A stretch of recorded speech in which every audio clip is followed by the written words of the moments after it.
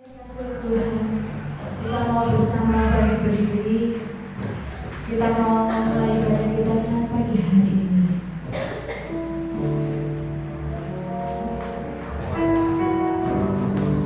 Setiap musim yang berlalu di dalam hidup kita,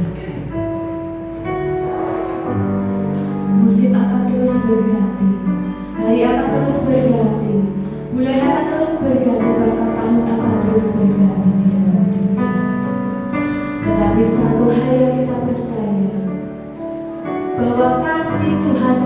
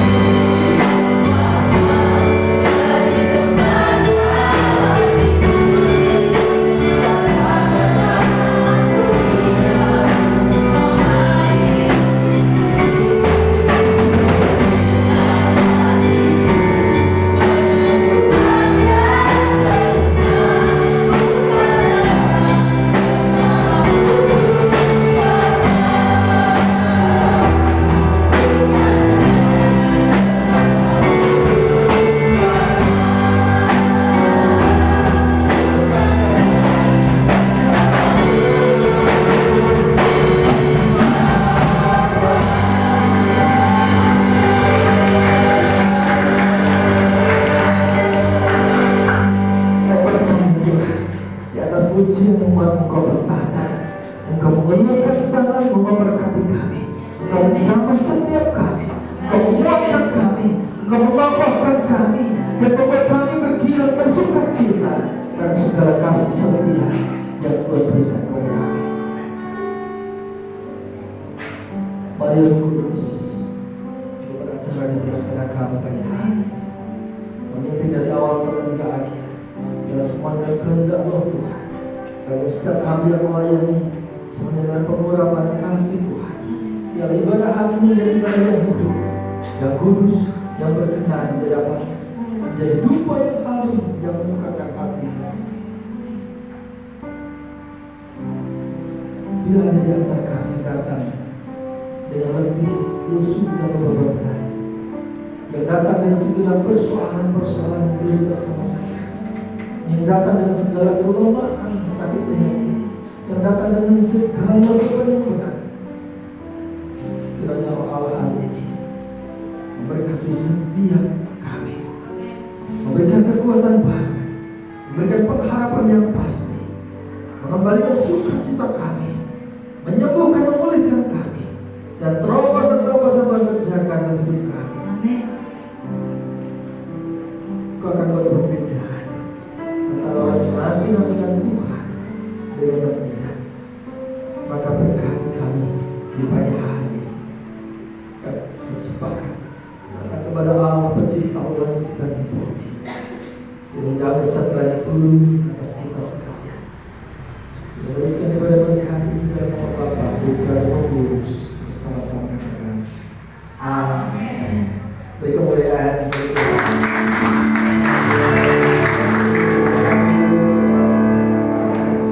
Mari Bapak Ibu Saudara, siap untuk meninggikan nama Tuhan? Siap untuk memuji nama Tuhan?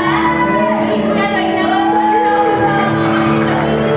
Bahwa pagi hari ini kita mau bangkit, kita mau serukan nama Tuhan, karena Dia adalah Raja yang bertata di atas segala raja.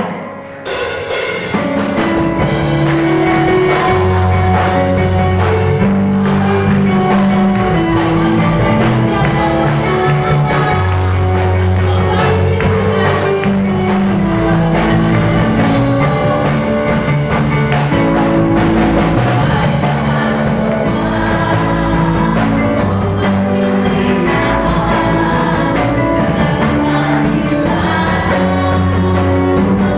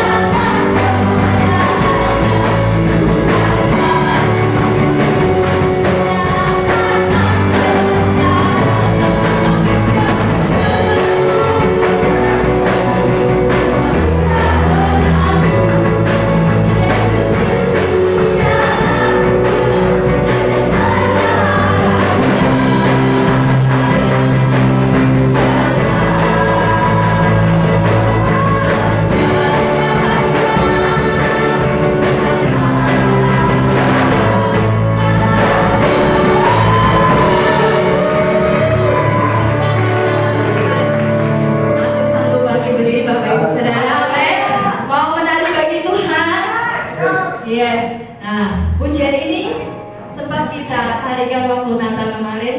Ada pujian Gandul Gusti. Nah, pagi hari ini kita mau bersama-sama mau menari bagi Tuhan.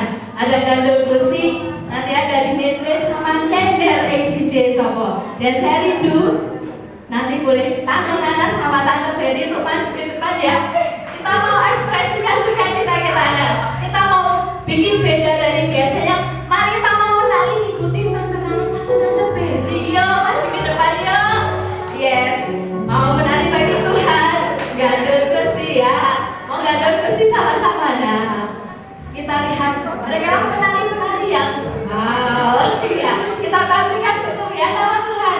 Bikin beda dari biasanya. Mau menari bagi Tuhan. Amin. Menari bersama mereka orang yang dikasih Tuhan. Amin.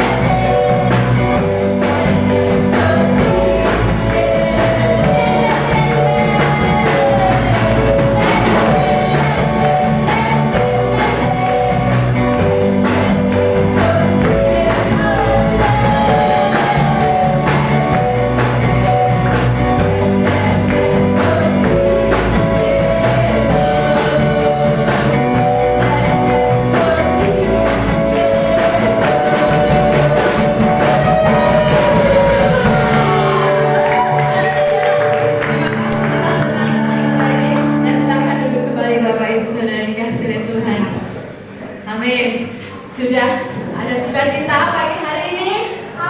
Sudah kopios ya Bapak Ibu Saudara. Kita sudah senang pagi hari ini. Dan tiba saatnya kita mau berikan korban persembahan untuk pekerjaan Tuhan di tempat ini.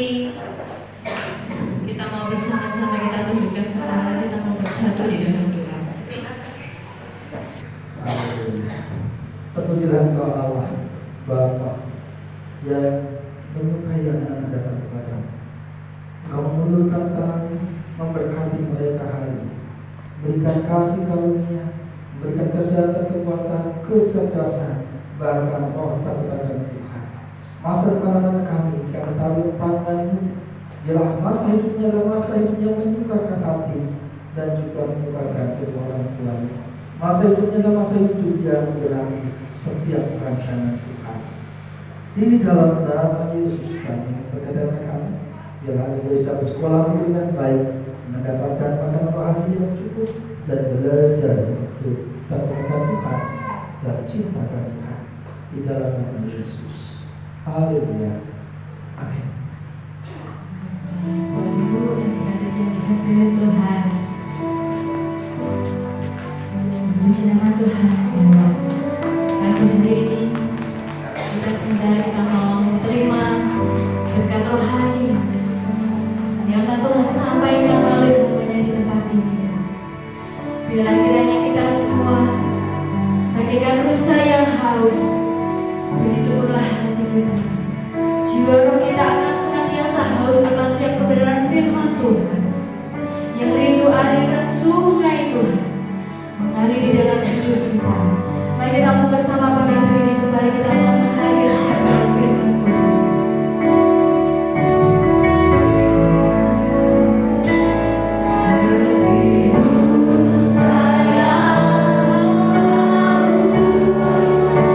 Rindu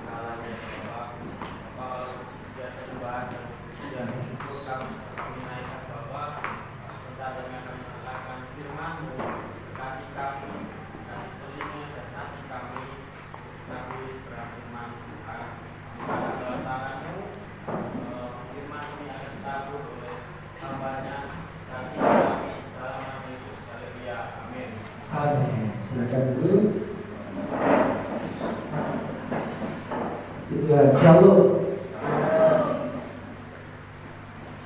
Hari yang luar biasa kita bisa bertemu kembali. Seminggu saya berseminggu di sana juga yang mengikuti konferensi para pelayan dalam Tuhan. Ya. Diselenggarakan oleh denominasi Sinode JKI ya, yang menaungi JPCC. Kalau itu saya buka itu ada lagu JPCC, ternyata itu dari JKI. Ya. Kemudian kemarin ketemu penulis penyanyi Gandul Gusti ya, Jarwo. Wah, itu ternyata juga dari JKI juga ya. Ini Bapak Ibu, di dalam KPLT kemarin temanya tema yang segar sebetulnya, tapi juga ngetes gitu ya. Karena berita yang disampaikan adalah mekar di masa sukar dan berbuah di masa susah. Wah, membayangkannya sudah penuh air mata ceritanya. Dan ini adalah salah satu materi yang akan saya bagikan kepada Bapak Ibu. Bagaimana kita orang-orang percaya harus bersinar di masa sukar, ya. Masa dasar, ya. Baik, ya, sebelum slide ini, mungkin bisa bukakan Habakuk 3. Ya, kembali ke ide besarnya. Habakuk 3 ayat 17 sampai 19. Habakuk 3 ayat 17 sampai 19. Ya, oke. Jadi, buka dulu. Oke. Mari kita akan baca bersama-sama. 2, 3.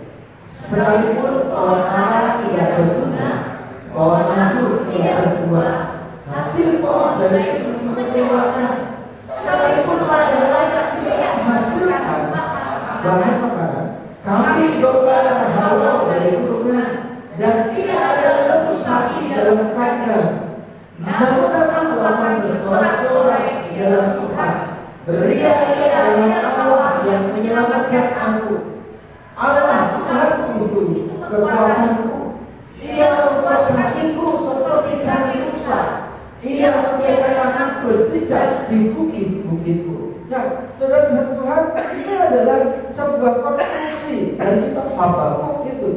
Bapak Ibu perlu tahu bahwa Habakuk ini nabi yang spesial.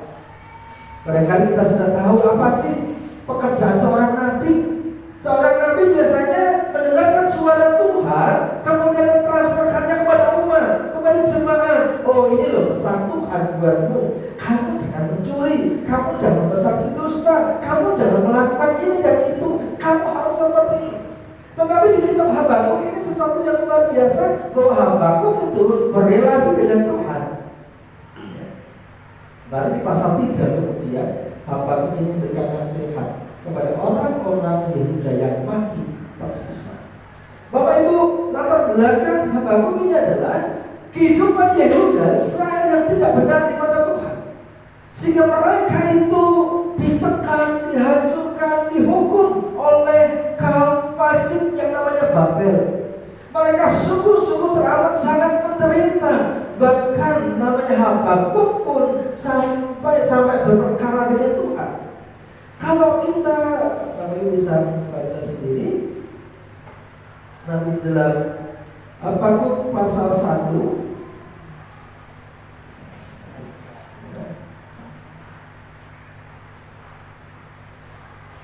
Pasal 1 ayat 2 katakan, berapa lama itu Tuhan aku berteriak, tetapi tidak kau dengar. Aku berseru kepadamu, penindasanmu, ada penindasan, tetapi tidak kau tolong. Betapa stresnya seorang hamba Tuhan ketika melihat umatnya itu menderita dan tidak mengalami satu keadaan yang baik. Dia berseru kepada Tuhan, berapa lama lagi Tuhan aku berteriak, tetapi tidak kau dengarkan. Mengapa kau membisu? Mengapa kau tidak peduli? Itu loh terjadi penindasan. Sudah tingkat stres, tingkat dewa ini stresnya ya.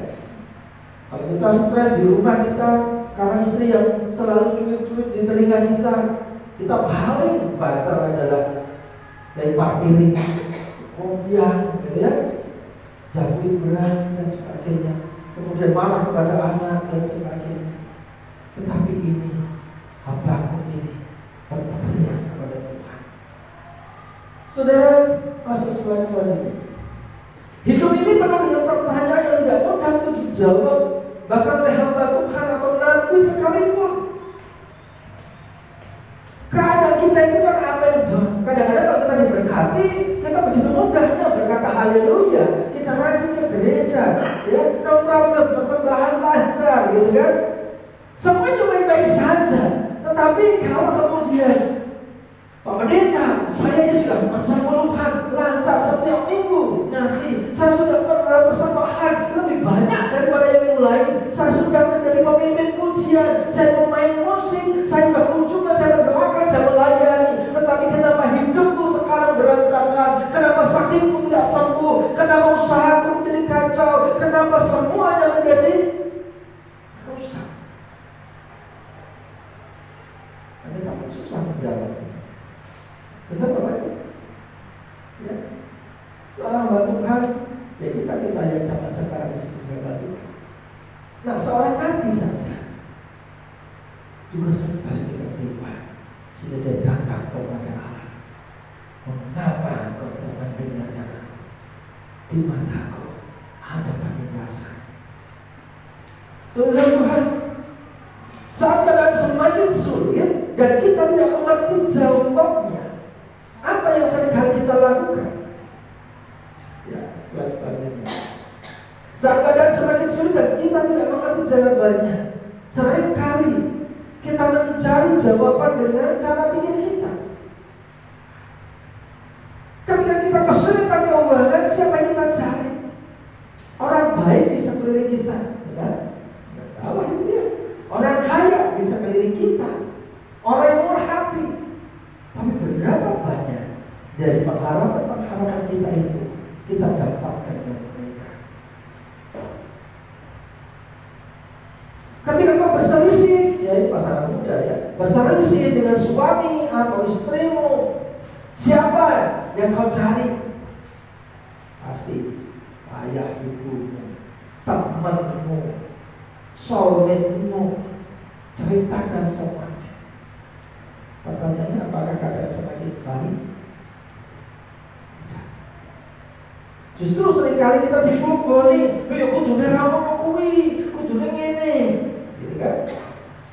Belum lagi kalau yang masuk itu berkuah, gitu kan? Kacau, dan semakin kacau. Kita cenderung juga mempertanyakan keberadaan Tuhan dan keadilan Tuhan atas kita. Tuhan, mengapa aku mengalami keadaan seperti ini? Bukankah rumah tanggaku sudah diberkati di gereja? Kami sudah dalam keadaan yang sudah dipulihkan, tapi rumah tangga kami tidak mengalami keharmonisan. Lalu di mana janji Tuhan itu? Lalu akan diberkati. Kalau kita kemudian menceritakan ini kepada dunia luar, orang-orang di luar gereja, kita akan dipertemukan dengan jalan keluar yang jauh daripada tujuh percakapan baik dan makhluk, ya.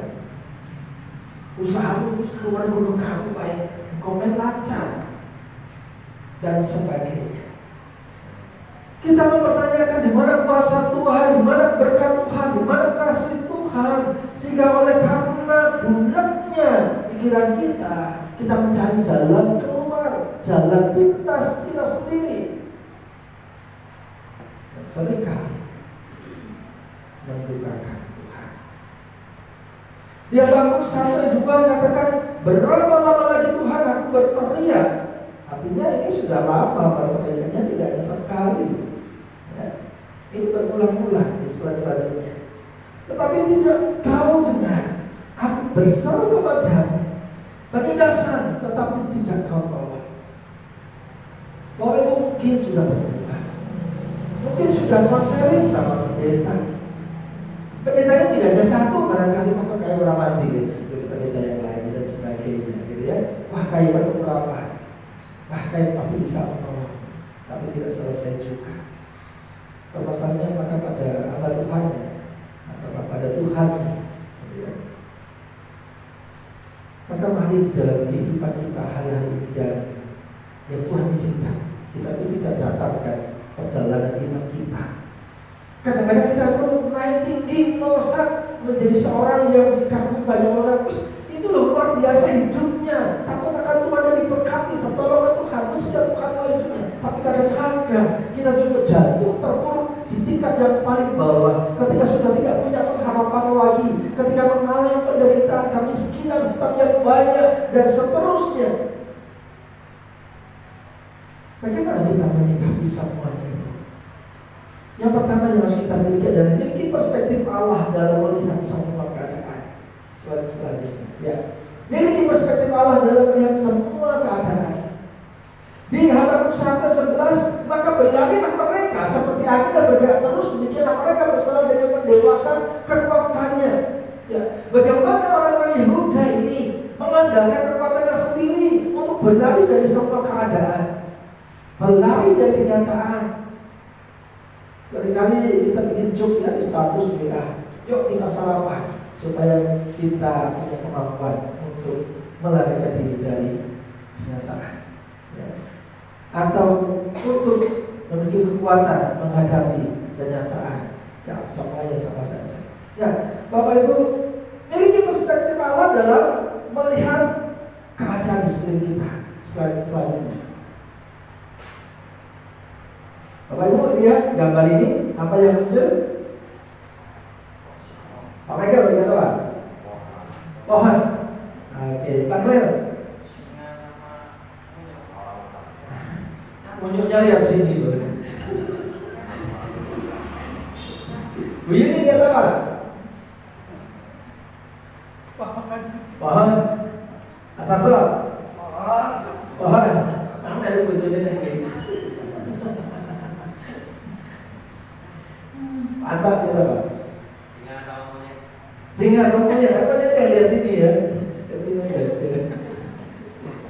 Ada lagi yang bisa melihat sesuatu yang lain? Ya, ya, ya. Aduh. Ada ikan. Wah, kamu detail ya. Dari ujung sana lihatnya yang kecil ya. Ada ikan. Ya, apa yang Anda lihat?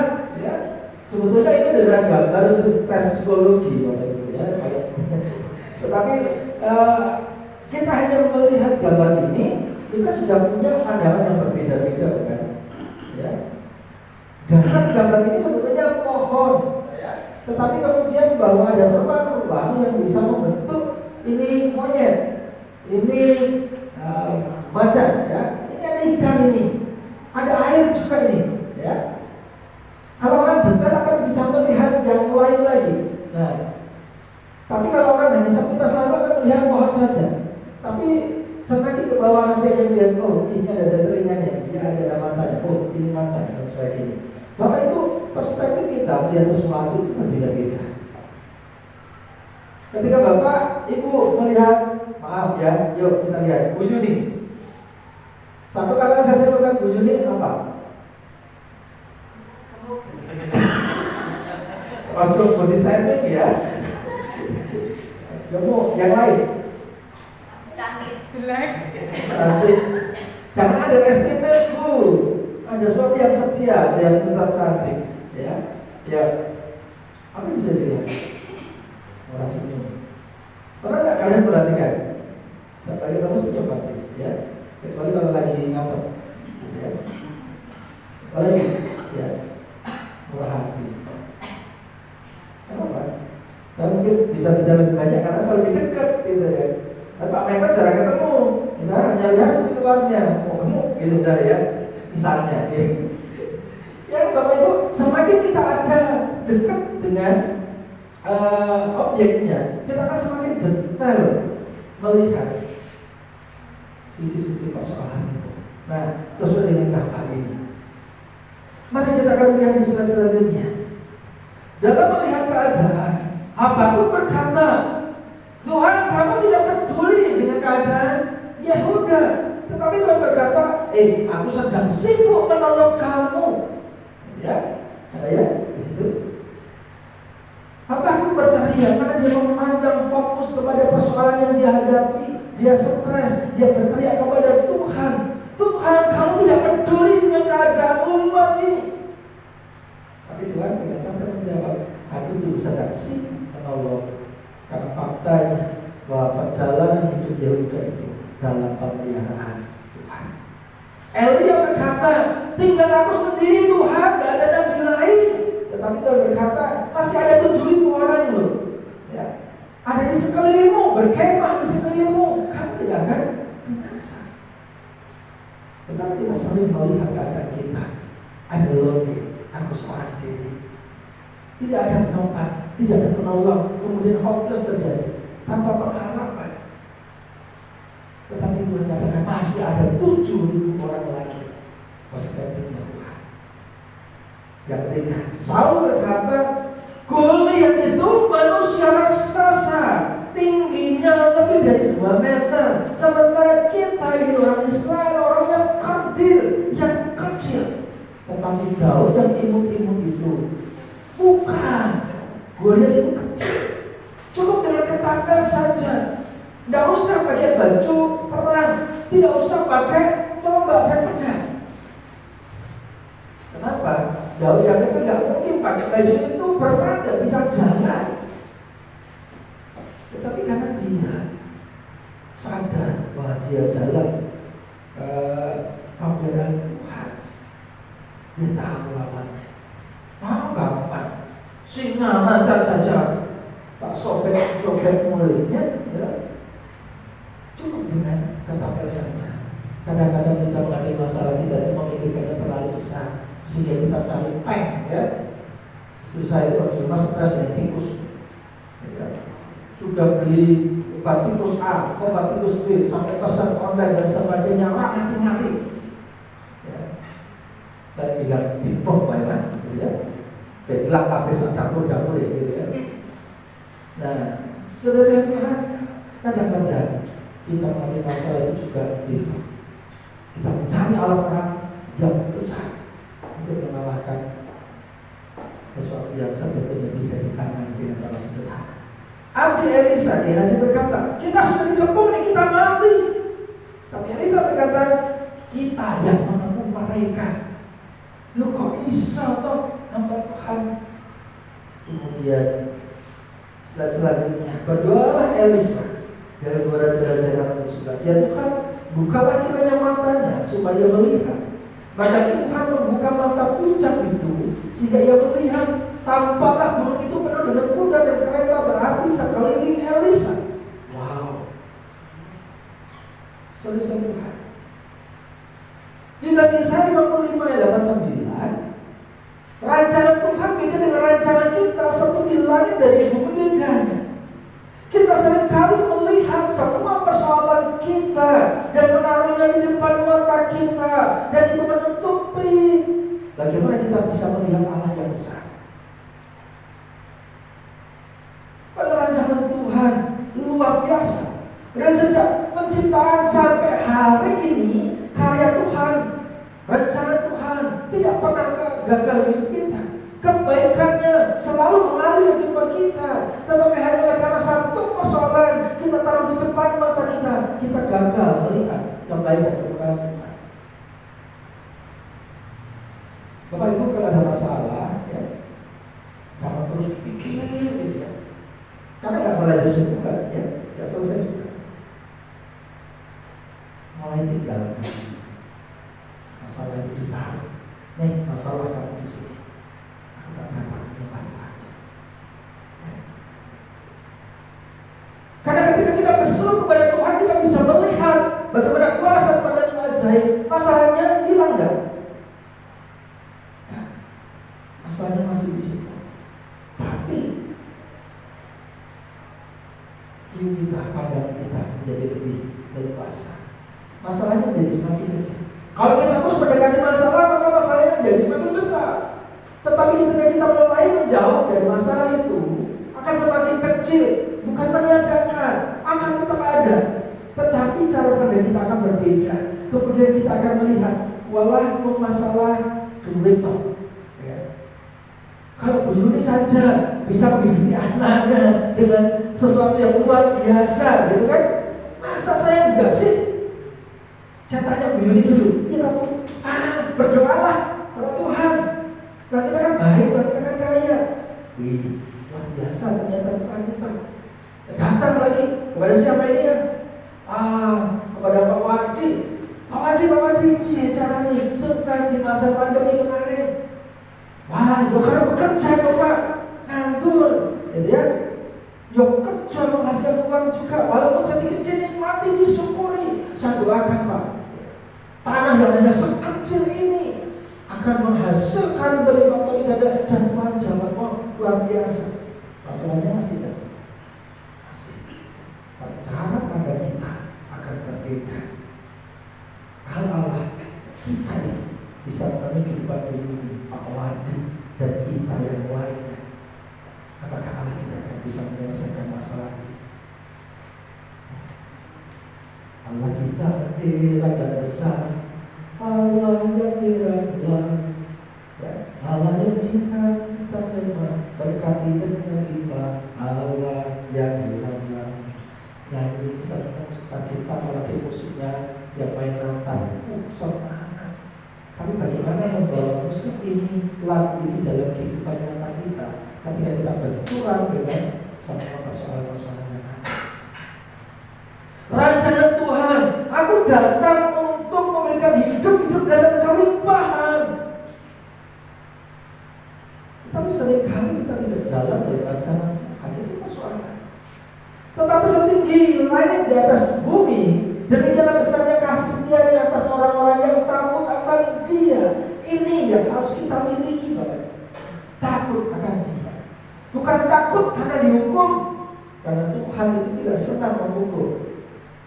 Tetapi takut kebiasa, takut karena hormat. Ya. Kalau Dia sedang mendisiplin kita, bukan untuk menghukum kita supaya jatuh, patut. Senang kalau kita masuk neraka, tidak. Tetapi kita dipelek, balikin yang diluruskan, gitu ya, dikembalikan kepada jalan-jalan. Selanjutnya katakan God whispers to us in our distress, speaks in our conscience, but shouts in our pain. It is megaphone rouse. Dibuat ya. Allah berbisik kepada kita dalam kesenangan kita, berbicara dalam hati nurani kita, tetapi berteriak dalam rasa sakit kita. Itu merupakan megafonnya untuk membangunkan dunia yang tuli. Saudara, Allah itu mendengar sapaan kita yang paling tinggi sekali. Dia tahu apa yang kita butuhkan, Dia akan menjawab tepat pada waktunya. Kekuatan Tuhan itu akan nyata dalam kelemahan kita, dalam kebergantungan kita kepada Allah. Berbahagia orang miskin di hadapan Allah. Inilah sikap hati merendahkan diri di hadapan Tuhan. Selanjutnya yang menjadi status saya beberapa hari yang lalu, bangsa Babel itu tidak untuk membinasakanmu, tetapi untuk membawamu kembali kepada pelukan Tuhan. Yehuda sudah melarikan diri daripada Tuhan. Yehuda tidak lagi takut akan Tuhan. Yehuda melakukan apa yang jahat di mata Tuhan, dan Tuhan menghajarnya, bukan untuk membinasakannya, bukan untuk menghapusnya dari perjanjian. Tetapi Allah menggunakan Babel membalikan Yehuda menjadi milik kepunyaannya. Ini perspektif Tuhan buat kita. Maka kalau kita hari-hari ini mengalami teguran-teguran, mengalami kesulitan-kesulitan, maka kita introspeksi. Tidak usah ditunjukin kesalahan ini, dosa ini tidak usah. Terima besar kepada Tuhan. Tuhan mengatur. Sadari kita orang yang terbatas, sering kali jatuh dalam dosa, sering kali tidak taat kepada Tuhan, sering kali membelok, sering kali tidak taat, mengumpat, bersungut-sungut. Tapi hari ini ketika kita hidup, mari berikan hati dan datang kepada Tuhan. Dia sedia mengampunimu, Dia sedia memberkatimu, Dia akan memulihkan keadaanmu. Pertolongan Tuhan akan tepat pada waktunya.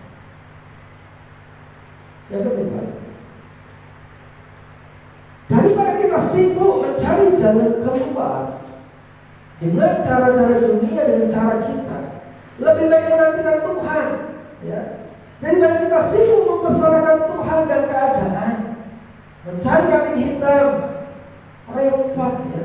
Kalau ada domba hitam kan jarang ya, ini kambing hitam, dari kambing hitam, repot nanti menyalahkan. Aku nggak keluar kerja karena si A itu lewat sekali, rempong, gak aku, cuba-cuban dan sebagainya. Maksudnya yang pindah kerja itu seorang ada pokoknya gitu. Gak kerja kenapa? Dengan lewat perhatian, bagi mau aku. Maksudnya di tempat lain akan mendapatkan yang lebih baik. Di rumah kenapa ada betah? Aku juga begini, lihat. Pemaksanya yang pindah ganti mertua, ngerti kelakuannya terus pintu, perlu baik. Kita akan mencari jalan keluar yang selalu akan salah, menyalahkan keadaan, menyalahkan orang-orang di sekeliling kita, dan pada akhirnya menyalahkan Tuhan. Tuhan, kenapa sih aku dinikahkan dengan orang ini? Tuhan, kenapa sih aku ditempatkan di tempat ini? Gitu kan?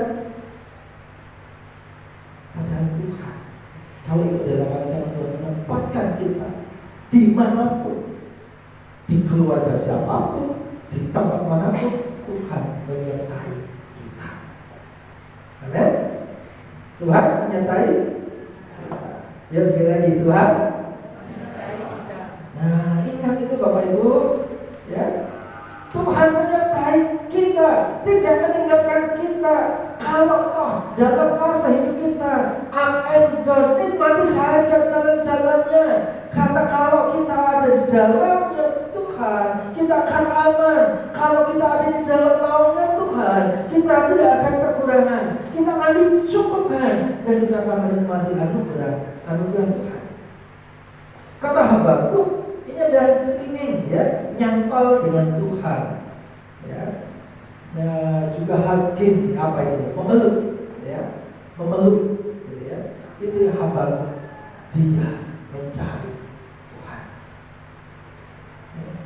Dia tidak cerita di sini kalau 1-3, dia tidak mencari hikmat dari orang-orang di sekelilingnya. Dia berharap dengan Tuhan. Sekalipun mungkin di ayat 2 tadi pasal 1 agak kasar ya. Berapa lama nanti Tuhan aku berteriak kepadamu?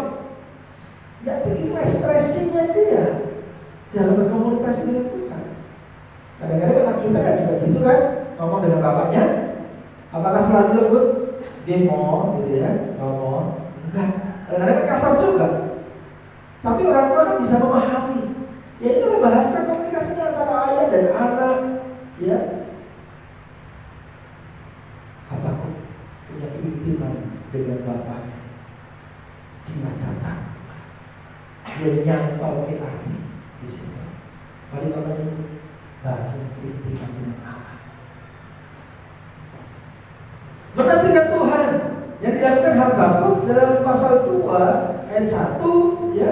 Aku mau berdiri di tempat pengintelku dan berdiri tegak di menara. Aku mau meninjau dan menantikan apa yang akan difirmankannya kepadaku dan apa yang akan dijawabnya atas pengakuanku. Ya. Menantikan Tuhan selanjutnya dengan berdoa, membaca firman Tuhan, dengan melayani. Sudah Tuhan, jangan jadi Kristen yang hanya memanasi kursi saja setiap minggu. Kenapa? Sayang sekali hidup kita di luar gereja itu berat. Menjadi orang yang sedikit di antara banyak itu repot, kadang dibully dan sebagainya. Kalau kemudian di gereja tidak mendapatkan berkat-berkat Tuhan, aduh sayang sekali kan. Nah, saudara, bagaimana kita menanti-nantikan Tuhan dengan berdiri di tempat pengintian dalam Habakuk 2:1 ini? Dia berdoa intens dengan Tuhan. Aku mau berdiri di tempat pengintian dan berdiri tegak di menara. Aku mau meninjau, menantikan apa yang akan difirmankannya. Baca firman Tuhan. Iman timbul dari pendengaran akan firman Tuhan. Iman tanpa perbuatan pada hakikatnya mati. Iman itu harus dihidupi. Yang pertama iman itu dibangun dulu. Mari Bapak Ibu, saat itu di grup Setiap pagi saya sampaikan ya, renungan-renungan coba dibaca, doakan. Bang, saya tidak bisa berdoa seperti Pak Pendeta. Tidak usah seperti Pak Pendeta. Berdoa dengan cara Bapak Ibu sendiri, ya. 1 kalimat, 2 kalimat, 3 kalimat. Ya. Mas Kasor dulu tidak bisa berdoa, gitu. Luar biasa. Tapi setelah sedikit dipaksa, bisa berdoa loh. Pak Wardi dulu malu-malu kucing, sekarang jadi besar itu ya. Tidak jadi kucing lagi, jadi singa berdoa. Ya. Mau berdoa juga. Banyak dari kita memulai takut, tapi kan sudah mulai nanti akan lancar. Amin. Apakah kita lahir itu sudah bisa semuanya? Enggak kan? Step by step, langkah demi langkah. Ya, mari Bapak Ibu bangkit iman bersama Tuhan, baca firman Tuhan, berdoa dan layani Tuhan.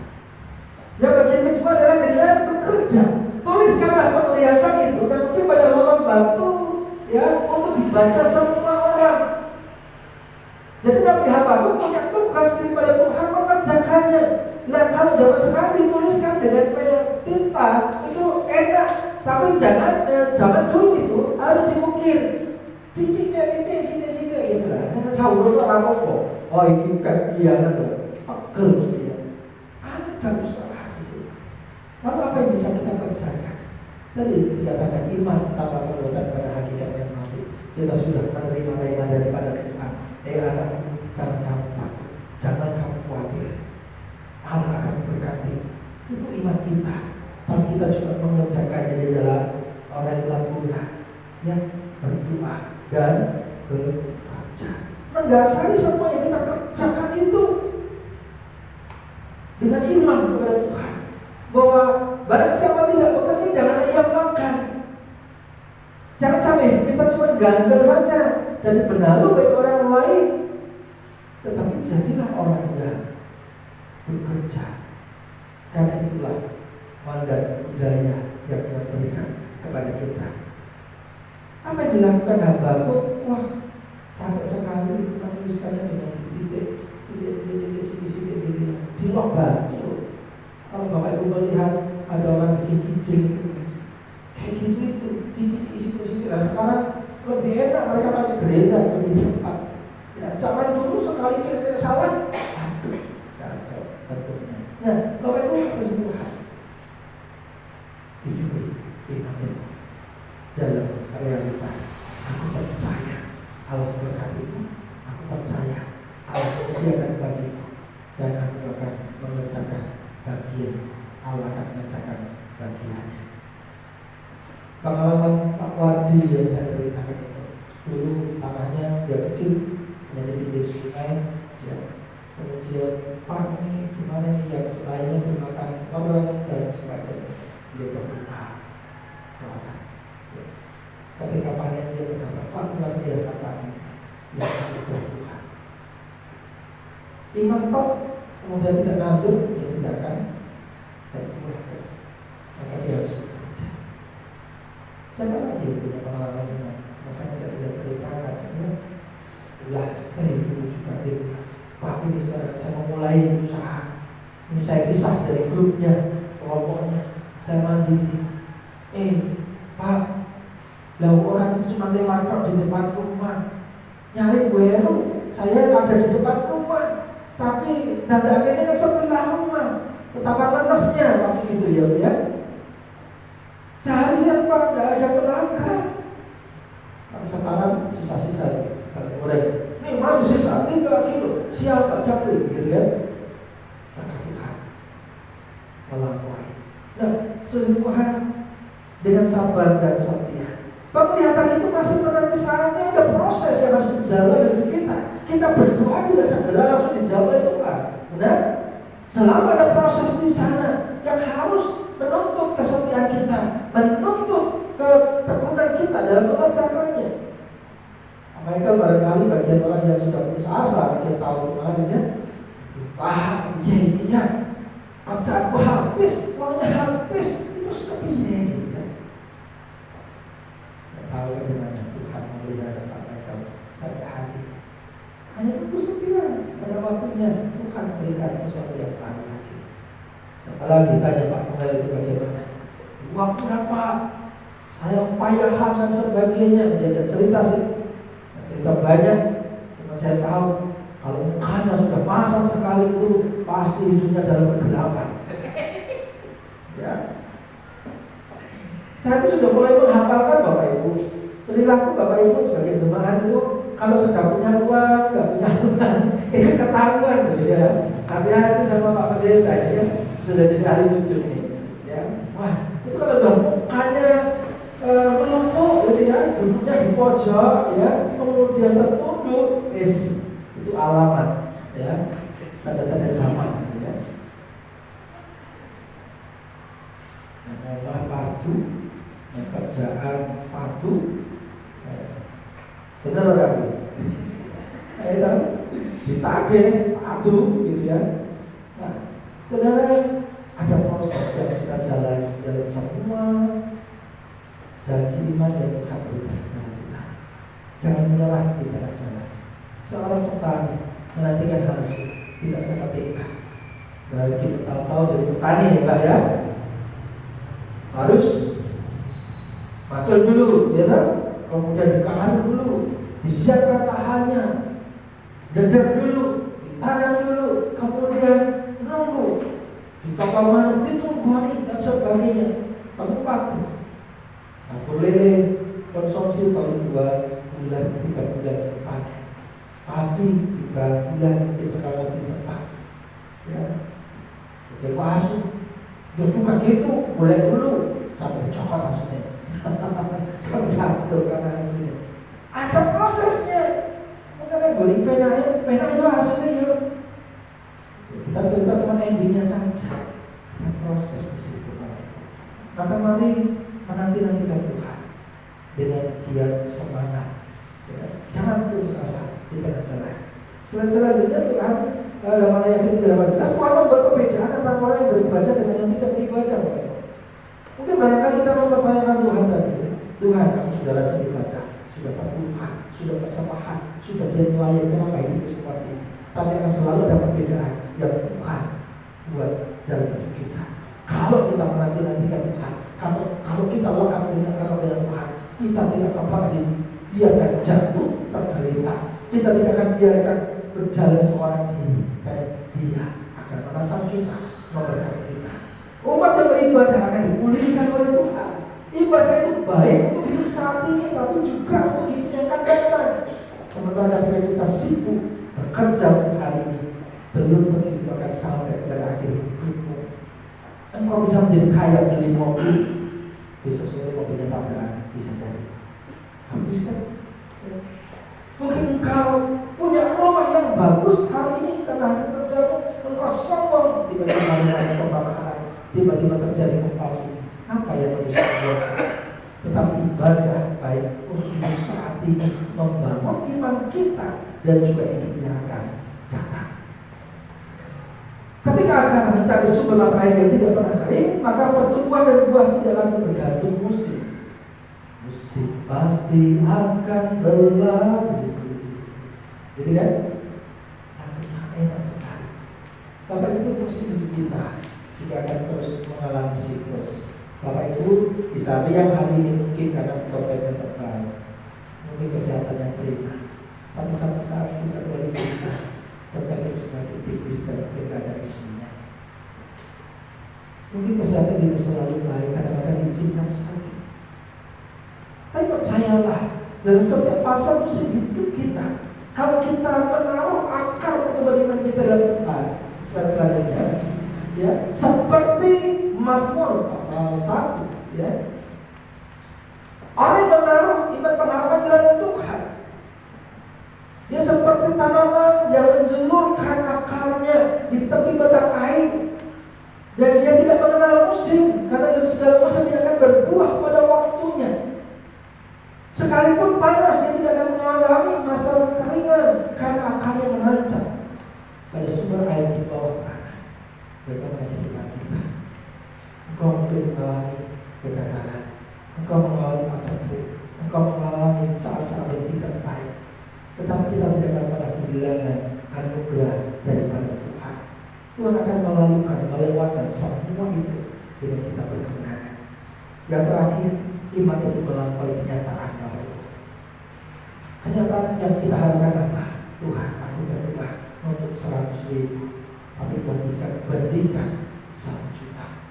Tuhan, aku hanya butuh 1 kasur, barangkali Tuhan akan melengkapi. Tidak hanya kasur, sekalian bantalnya, sekalian kulitnya.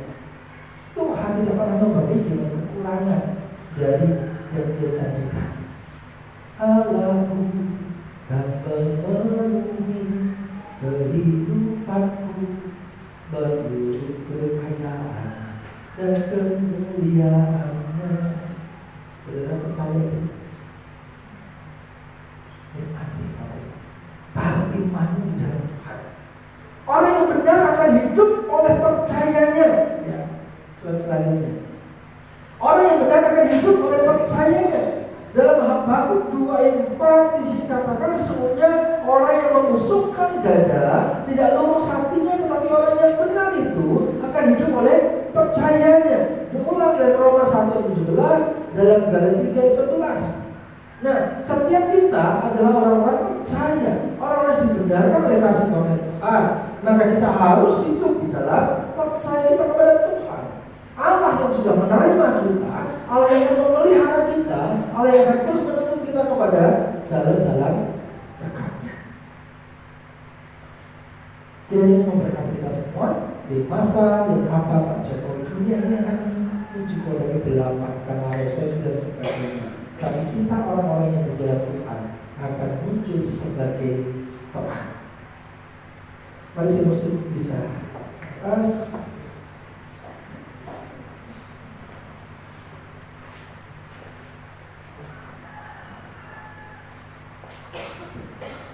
Masing-masing bersatu di depan Tuhan. Lagu pertama.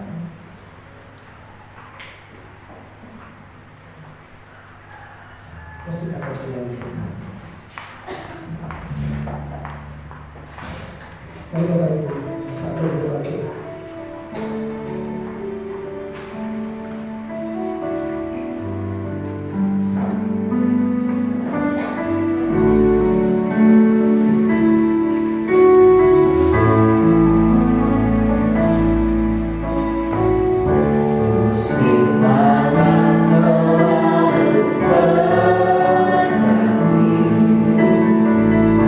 Kasih Tuhan berkati.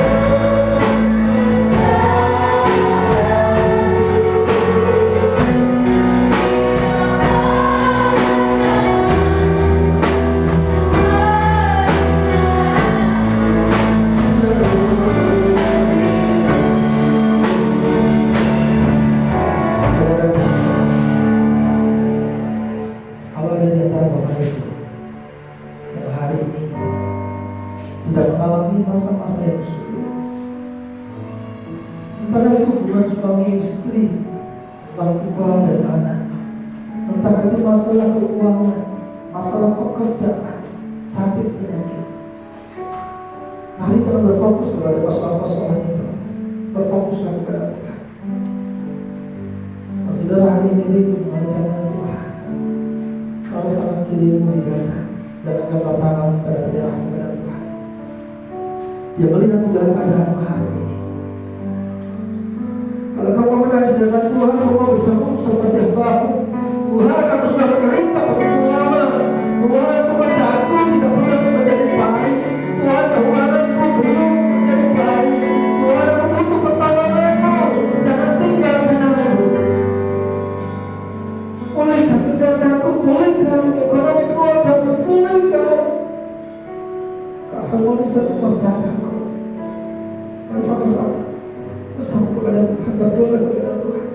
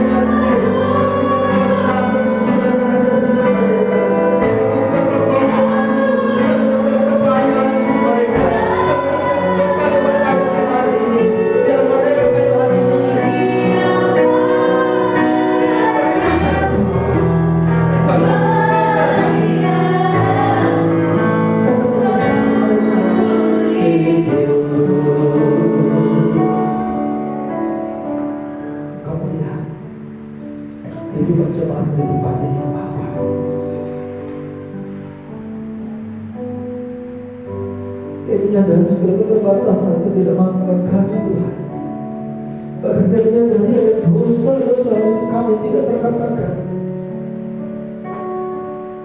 yang berduka pada hati pada hari ini kami mohon dengan baik. Kami mohon berperkara dengan Kau ya Allah.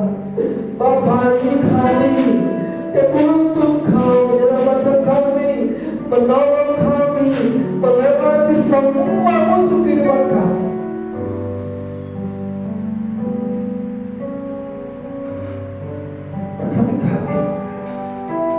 Kenapa saya suka dan kami hadapi ini kami tetap bersinar mencari kasih kemuliaan Tuhan. Engkau akan melalui kami, memampukan kami melewati setiap badai kehidupan, melewati setiap musim yang berjalan dengan berkemenangan Tuhan. Berkat kasih kemuliaan Tuhan ini turun atas kami semua. Terima kasih Yesus. Haleluya. Tuhan selalu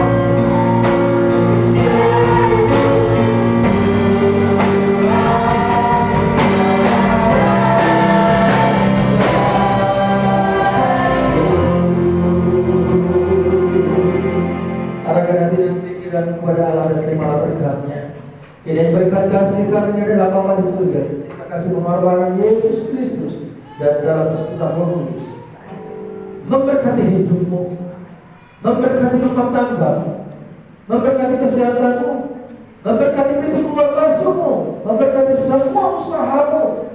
Diberkatilah engkau dari saat ini sampai Maranatha. Haleluya.